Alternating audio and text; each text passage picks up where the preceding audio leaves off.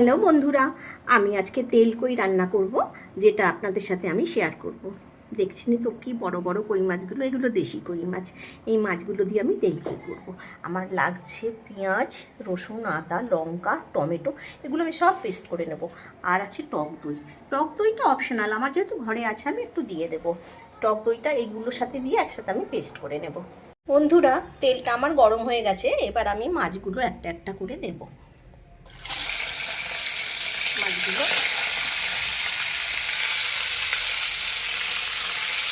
এবার আস্তে আস্তে ভাজা হবে, মোটামুটি ভাজবো, খুব বেশি একবার ডিপ ফ্রাই আমি করবো না। বন্ধুরা, মাছ ভাজাটা আমার হয়ে গেছে, দেখতেই পাচ্ছেন আমি কিন্তু ডিপ ফ্রাই করিনি, যতটা ভাজার দরকার ততটা ভেজেছি। এবার আমি মাছগুলো তুলে নেব। মাছটা আমার ভাজা হয়ে গেছে, এবার আমি রান্নাটা শুরু করব। বন্ধুরা, মাছটা তো ভাজা হয়ে গেছে, এবার রান্নাটা শুরু করি। আমি প্রথমেই গোটা গরম মশলা ফোড়ন দিয়ে দিলাম আর তেজপাতা ফোড়ন দিয়ে দিলাম। এটা একটু গন্ধ বেরোলে তারপরে আমি পেঁয়াজটা দেব। আমি কুচো পেঁয়াজটা দিয়ে দিলাম অল্প করে। পেঁয়াজটা একটু ভেজে নিই, তারপরে মশলাটা দেব। ভাজা হয়ে গেছে, এবার আমি যে মশলাটা করেছিলাম মশলাটা দিয়ে দিলাম।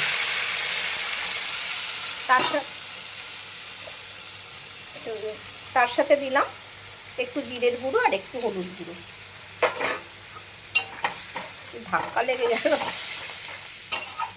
এটা ভালো করে এবার কষিয়ে নেব। নুনটা দিয়ে দিলাম, নুনটা আর দেব অল্প করে একটু লঙ্কার গুঁড়ো। কাঁচা লঙ্কা দিয়েছি, কাঁচা লঙ্কা খুব বেশি ঝাল হবে না, একটু গুঁড়ো লঙ্কা দিলে কালারটাও সুন্দর হবে। এটা তো এমনি রিচ রান্না, তেল কই, প্রচুর তেল দিয়ে রান্না। এবার ভালো করে কষিয়ে নেব আমি। বন্ধুরা, মশলাটা এখনও কষানো হবে, আমি একটু চিনি দিয়ে দেবো, একটু মিষ্টি দিলে ভালো লাগবে খেতে, যেহেতু টমেটো আছে, টক দই আছে, না হলে টক টক লাগবে। আর একটু কষানোটা হবে। কষানোটা পুরোপুরি হয়ে গেছে, এবার আমি গরম জল দেবো। যতটা লাগবে, মাছটা একটু ফুটবে সেই পরিমাণে গরম জলটা দিয়ে দিলাম। গরম জলটা টকবক করে ফুটুক, তারপরে মাছটা দিয়ে দেবো। ঝোলটা টকবক করে ফুটছে, এবার আমি মাছগুলো ঝোলের মধ্যে দিয়ে দেব। দিয়ে দিলাম, ফুটুক ভালো করে, ঝোলটাও কমে যাবে, মাছটাও সুন্দর সিদ্ধ হবে, তারপরে নামাবো। বন্ধুরা, তেল কইটা আমার হয়ে গেছে, দেখতেই পাচ্ছ সুন্দর তেল উঠে এসছে। বন্ধুরা, তেল কইটা আমার এরকম হয়েছে। আপনারা কেমন করে রান্না করেন আমাকে অবশ্যই জানাবেন। আমি যেভাবে রান্না করি আপনাদের দেখালাম।